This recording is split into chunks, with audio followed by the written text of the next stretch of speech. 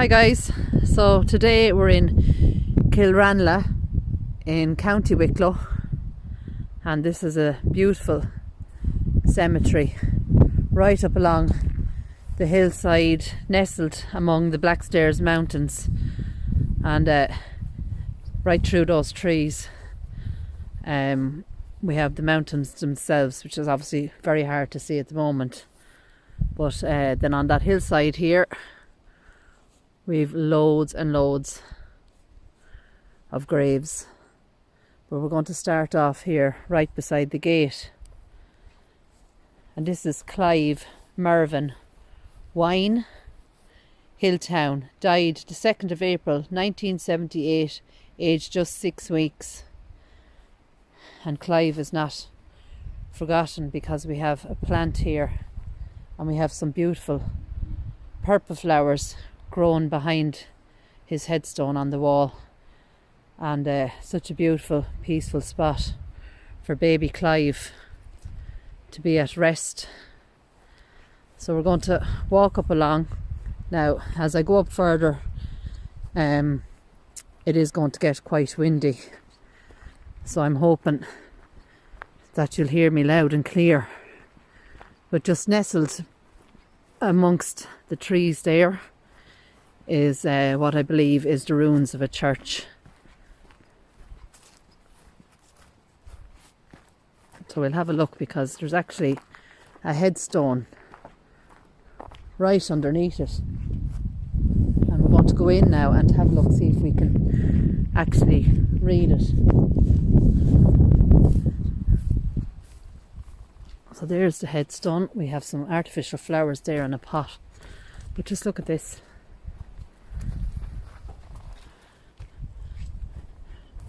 And these are these yew trees, and we're right underneath them. I think there's about 4 of them here, and if I turn around we have just one headstone on its own, and it's erected by Thomas Dorn, Deer Park, Baltinglass.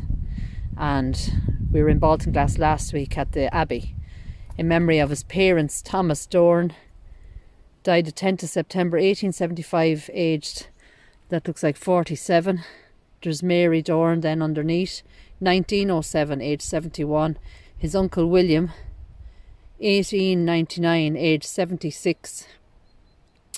And his grandparents, Patrick Dorn, 69 when he died in 1851, and Anne Dorn, 1876, aged 87.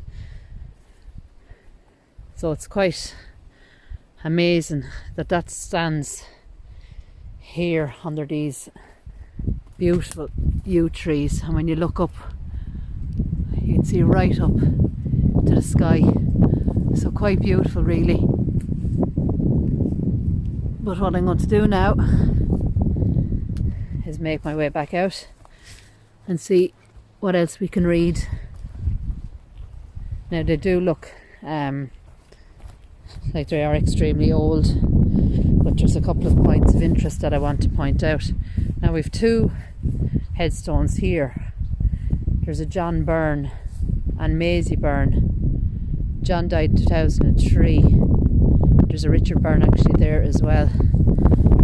But as I said, the ground here is extremely uneven, and I don't want to go down there in case. There's Pat Byrne there, 13th of September 1936 to 2005, remembered by his friends.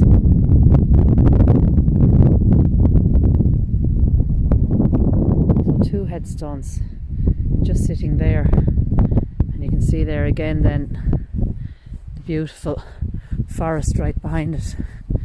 Now we've a gorgeous tree here, and hanging out of the tree, you might be able to see it there, are 2 shells. And I know in Ireland it was customary to dress the May tree. I don't think that is the May tree, or a hawthorn tree I think is the proper name, but somebody has been leaving little trinkets. Now this is I think this is German. Von Westerholt. So if I have any German friends 1948 to the 8th of November 2019. So quite a new headstone and grave, and certainly a beautiful, peaceful setting. So we have a beautiful holly tree growing there, and come winter that will be full of red berries.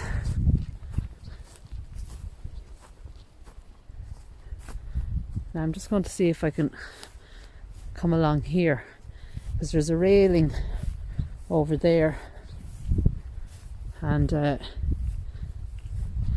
read somewhere that there's actually a holy well, but I am just a bit nervous about the ground along here. There seems to be plenty of stone underfoot, so we just have to be careful where we're walking. This one now, I don't know whether I'll be able to read this headstone. I can see 1845 there. It's John Moran. He was 49 when he died. Also his beloved mother Mary, and she was 50 when she died, 1857. See a beautiful cross there, and we have another headstone just there. And actually what it feels like underneath is possibly grave markers maybe. Now it's a pity that one is completely overgrown. I'm just going to see if I can get in to pull back the fern. This is fern, and you'll find this a lot on especially in mountainous areas. Memory of Tuck Mill. So that is possibly the address. It looks like John Moran of Tuck Mill, memory of his beloved wife. Now she was 52. It looks like 1880, and actually if you look down, right down there, I'm not sure it'll pick it up, we have a little angel. So at some time and at some stage, this was obviously a beautiful little grave and plot for the Morans, but over time it has become overgrown. So you can see they're all kind of up on a hill. So we come to this railing, and this is St. Bridget's Well. So I don't have an awful lot of information, because I was actually somewhere else vlogging today, and I seen the sign and followed it, and it was quite a dangerous road really, the grass in the middle, and we'd cows, we had to give room for them to pass, and also typical Ireland really, rural Ireland. But that's St. Bridget's Well there. Now I can't get in any further, but obviously years ago, and there is quite a lot of wells in Ireland, and years ago people went and collected their holy water and brought them home. So we have, are they headstones just there, I wonder? They certainly look like it, or maybe markers even. Or actually, that is very strange. You can see it's almost like a wall, but these two are quite prominent, I suppose. They stand out, so that's interesting. And then unfortunately I can't get any further, but you can see some of the crosses and the headstones rising above the overgrowth. But we have one here now. This stone is erected by John Byrne in memory of his beloved father, and the date is over there. It looks like 1811, age 51, and his mother is there as well, Catherine, 1851, age 68. So what I'm going to have to do now is find an easier path to go through, because that is just, you can't even see underfoot. So we're coming back around by the well, and maybe this one will be a better option.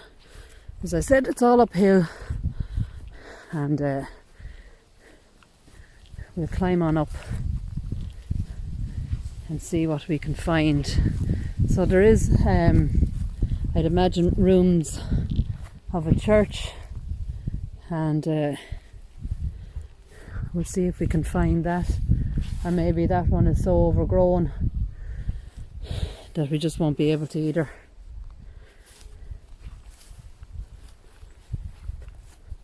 There's lots of stones underfoot here, so this could possibly be where the church stood, or maybe even markers.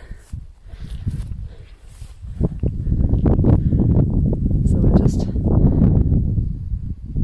scan around there and you can have a look. Unfortunately, we are not going to be able to get to a lot of these, but it was certainly worth coming out to remember everybody. Right guys, so I had to manoeuvre myself back around, and I've found this kind of a grassy path, and we have beautiful little trinkets here, a little fairy on this one, and even a little bell, and some crucifix here as well. And just have a look, and that's the all the headstones there in front of you, but you can see how overgrown it is and how hard it is to get through it. But just here in front of me, all I can see is Ryan, and then there's mum and dad, love from all the family there. But we've loads of little trinkets, but no date or anything on it. But I think this place was cleared at one stage, so it's a pity to see that now that it's quite overgrown in areas again. This is Ryan as well, and it's Margaret, and it's 1980 it looks like. But I just have to be careful not to walk on the little areas here. You can see there's kind of like little burial mounds there and there. There's a Michael Ryan and his wife Margaret here. Looks like 1980 and 1970 something, but very hard to read. And we've the crucifix here on this cross as well, and we've another one here, but they are really hard to read. But we'll have a look at this one anyway. Erected by Peter Kehoe in memory of his father and mother, brothers and children. But then there is no writing after that. And we have another one here right in front of us, and then we'll make our way along the path and see where it brings us. I can see 1895 there, and the name John Smith, and his uncle James is there as well, and it looks like 1900s, age 50. And there's Patrick there, and the rest of it is, it's too hard to read. But this is the grassy path, and we're going to walk along there, and I'm hoping I can get up along here. But for now we'll continue along on this path. And right in front of us we have a really beautiful little story, and you can see there the stones, and it's known as the gateway to heaven. And it's said that the coffins would go through here, and it would bring the person, I suppose, straight to heaven once they went through this little gateway. And it's simply 3 stones. So a very interesting little fact.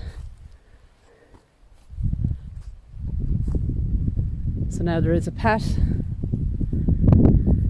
here that doesn't look like it'll be easily walked, and we can continue on here for another bit. but I'm really interested to get up a bit further, so I hope the audio is alright. The wind is picking up a bit and we can see some crosses just here, so I might try to get up to this area first, and at least we'll be able to see maybe more of the area as well. This is Michael Farrell, died on 19th December 1944. His wife Rose died in 1966, and her grandson John, who died young. And off there in the distance we can see the Blackstairs Mountains, and you can just pick that up. Erected by Michael Farrell, Halbertstown, in memory of his beloved father John Farrell. 1877, he was 70 when he died, and his mother is there as well. But all these railings here look actually quite new. But we've Matthew Farrell here, who died November the 14th, I think it's 1886, age 6. It could be 1996, it's quite hard to make it out. Age 6, very sad. And that beautiful cross.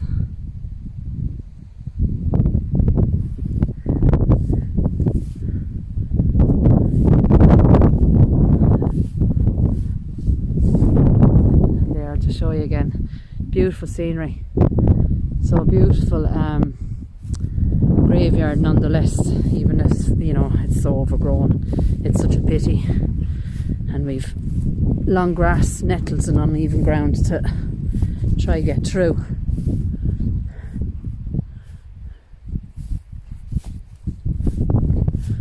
An unusual one there as well.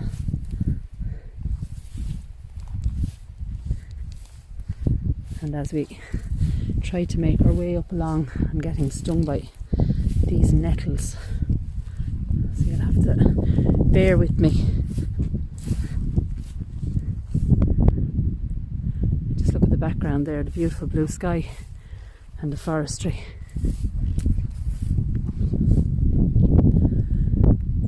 So unfortunately we don't have very much that we can read, and the grass is quite wet going up along. And as I said, lots of nettles. We have a tombstone here, and just look at the background there, just really beautiful. But I'm really interested to get up there. If you can see this green railed headstone, and along the sides of it, it looks like pikes. So I'm thinking something to do with the 1798 rebellion.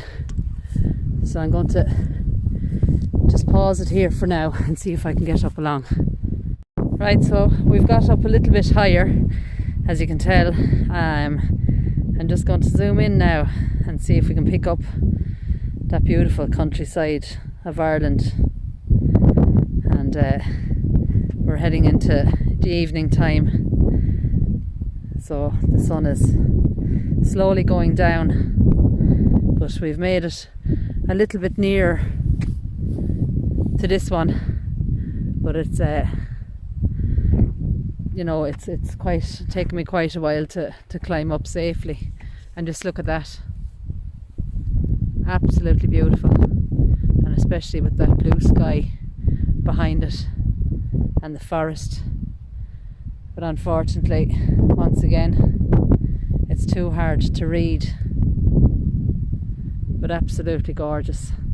And in fact, the scenery around is absolutely amazing. But I'm going to keep going up. So we're getting near up here to this railed one with the pikes along it, and we'll continue on up along, and we'll see if we can read who's here.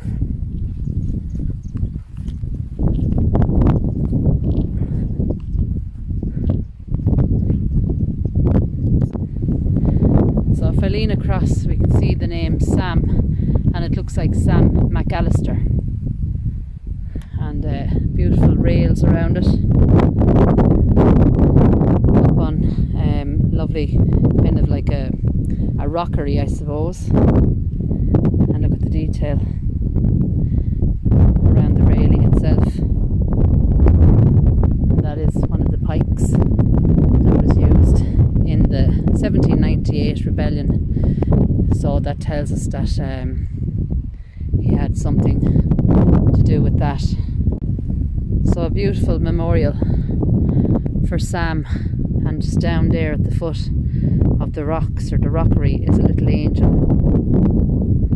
And as I said, any information now I get, I'll pop it in over the video and edit. But just look at that for scenery, absolutely gorgeous, and all the headstones below us. And it's just sad that we haven't been able to read an awful lot of them. But I'm going to make my way back down, and I'll talk to you then in a minute. So I'm just going to show you that what I'm against here, it looks like it's solid ground, but it's actually like rocks moving in underneath it, and it is actually extremely dangerous. So as I said, when I get down a little bit further, I'll talk to you again. But I just can't get over the amount of headstones that are here that we just can't get to.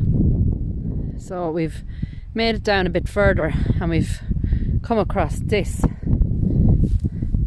and it's actually huge, and it's definitely the shape of a cross. Now, story says that there is a High King of Ireland buried here, and you would wonder, being the age of this, would this be his resting place? Very interesting. As I make my way down, I've come across this, and you can see almost like a beautiful garden here, and it's erected in memory of James Carty. And I'm just going to make my way down a bit closer.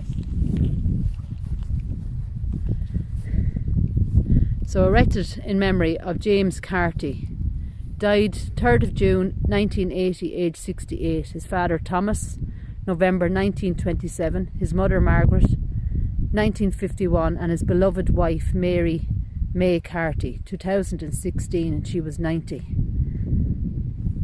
So amongst all the very, very old graves, we have this new one from 2016. So absolutely beautiful, and a gorgeous resting place for the Cartys.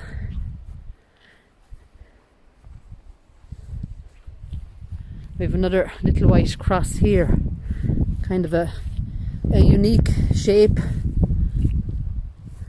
The base is rectangular,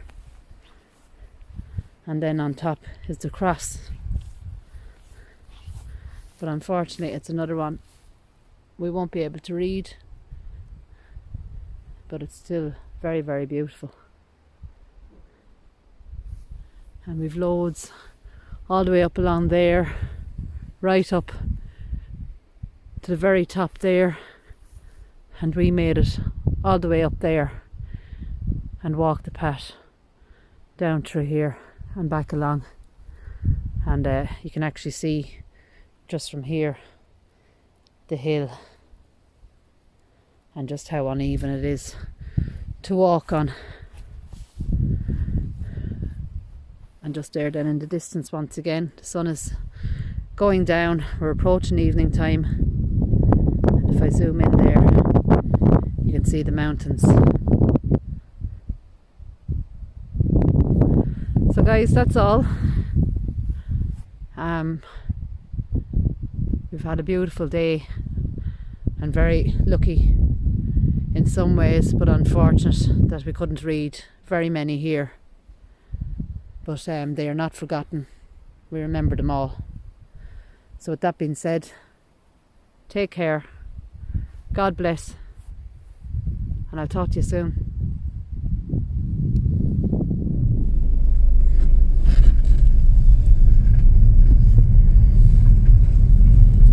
So we're just leaving that beautiful graveyard, and I just thought I'd show you this little tiny road that I've had to travel to find it.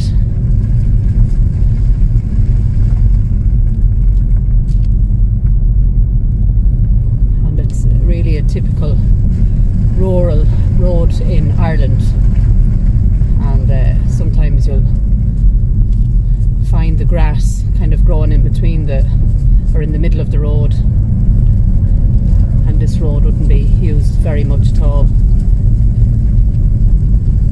But there in the background then you can see the Blackstairs Mountains.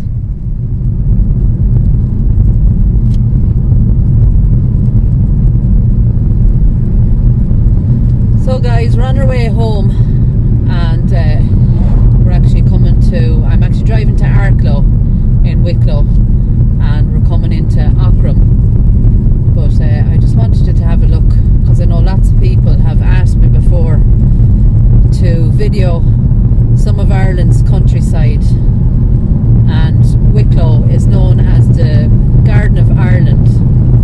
And as you can see there, we've got beautiful mountains in the background, beautiful forestry, and I just thought it was worth putting this up just to show you just how beautiful Ireland is. And for all of you who have said that they wanted to come to Ireland, well, you can see now that it is certainly worth it, and with restrictions lifting, it's definitely a place that you should come and visit. And as you can see there, it's really worth it. And even though I live in Ireland, and Wicklow is probably one of my